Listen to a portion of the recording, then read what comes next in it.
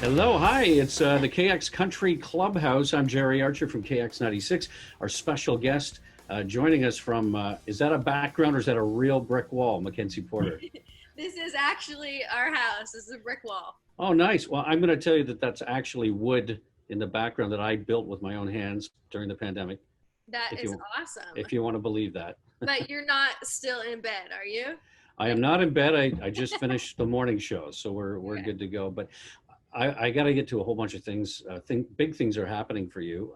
Well, first of all, I always start these days by asking. Well, that's the song. But these days, pandemic days, how are you? How's your family? Is everybody safe? Is it? Are you getting through okay?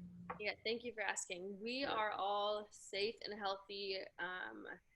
Weird times. Obviously, this is, switched up work for a lot of us. From myself to my dad to my fiance, everyone's kind of, figuring new things out. But, you know what? All of our health is good. So that's all that matters. Well, things are very good for you. Just announced CCMA Fans Choice nominee. Congratulations. That is so crazy. One of my team members was like, "Oh, they're announcing Fans Choice tonight," and I didn't even look at my phone because I just never thought I would ever be nominated for that. So, yeah, I feel like this year is a lot of firsts for me, and it's really, really cool. Talk about cool. Three number one songs in a row. Did you ever see that happening? That's the first time that's happened for a country artist, female country artist, in a long time. Yeah, it's been, I think it was like 98 or something like that. Yeah. So I'm just like, everything feels so surreal, and I feel so grateful, and, I'm not taking any of it for granted. I know it's like, there's a lot of girls trying to put out music right now, and I'm just super lucky that, you guys are playing mine, and I really am thankful for that. So thank you. Well, I have to say that the women of country music, and I'm not just saying this because I'm talking to you, are really killing it right now, and especially Canadian female artists. I totally, totally agree. I have a lot of girlfriends. So I live in Nashville, and a lot of my girlfriends who are Canadian live in Nashville, and I just see them working their butts off every day and really stepping it up and putting out really, really good music and putting in the time that it takes to get really good music. So, like Tennille Towns is a great friend of mine. Lindsay L is a great friend of mine. It's just there's so many cool artists coming up right now, especially from Canada. Yeah. So do you stay in contact with the other artists? Is there a bit of a like a group that you talk Um, to? And yeah, I mean, I think just being Canadian and being a female, maybe we all kind of like keep in touch all the time just because I think it's some people think there'd be like competition or rivalry, and I have never felt any of that from any of the girls. I do feel like it's super supportive, and yeah, we all text and are friends. seeing other people, very interesting that you filmed the video in New York City. A couple of questions on that. First of all, why did you choose New York City to film it in, which is a great city, by the way? And now that you see New York City when the pandemic hit, it must feel bizarre to look at the streets and there's nobody there when you were there, and it's always busy. It feels so weird because we decided to film it because we just kind of like liked the juxtaposition of running into an ex in New York City, like of all places, hundreds and millions of people, and of course, you're gonna see him and you're gonna see her, and that first initial moment with them with somebody else is hard, and of course, it's gonna be in a big city where you're not ready and you're not prepared for it. So we always kind of thought that would be a cool kind of look for the music video. But the crazy thing is we shot it kind of like, I think it was the last week of February. So 2 weeks later, I want to say, was when New York shut down. Right. And it wasn't like, we heard some stuff on the news while we were there, and actually on the way back to the airport, things were starting to get a little bit like dicey. But when we were there, the subways were open. I shot on the subway. It just kind of feels eerie to look back and think like, thank God none of us got sick. As an actress, it's obviously easier for you to get into a role when you're doing a video, or I would assume. When you're on the subway, though, and I'm assuming there's other people around, it's got to feel a little uncomfortable, like you're trying to look emotional, like cry, and all that. It Yes, it definitely is. Like there was a few times that I couldn't get there emotionally, like just to try to work up tears in front of hundreds of strangers is always hard. But I will say, as an actress on set, there's always 100 or more people watching you too. So you kind of just have to like tune them out. And, you know, of course, in New York, we had people with their cell phones like filming it. So I could see that out of the corner of my eyes. I was just trying to like stay in the moment. I know that you've really focused on music, and it's obviously showing with 3 number 1 hits in a row. But is the acting thing always going to be there, do you think?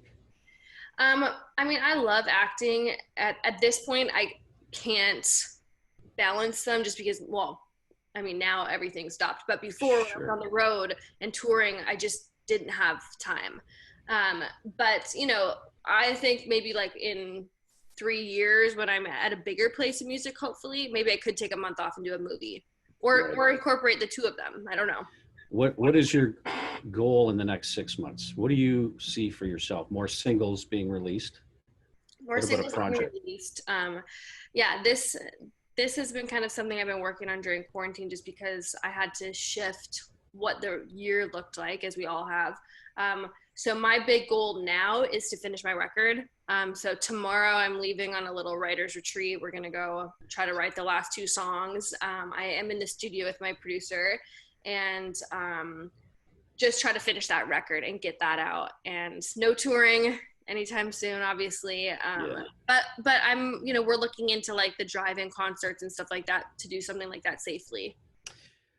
What are you binging other than Tiger King? Because I saw Carol Baskin.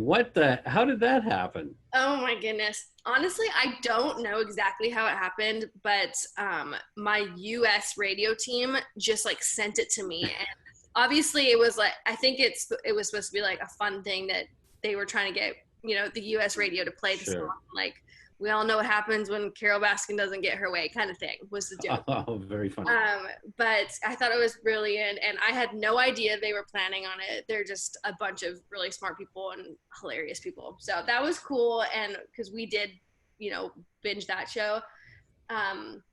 I started back on Sex and the City, which is a classic. Oh my gosh, even my wife's exactly the same. She's seen every episode 5 times. It is just so good. I started The Office. I kind of like am trying to go back and catch up on things that I hadn't seen. Sure. What else have we watched? Little Fires Everywhere. Yeah. I've watched too much TV. Yeah.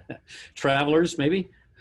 You know what? I don't like watching it. Like, do you like watching yourself? You don't like watching yourself? No, I do not like watching myself, because I always think like, dang, I could have done that line better, or I don't like the way I look in that, or I wish, you know, just I can't like be in the moment.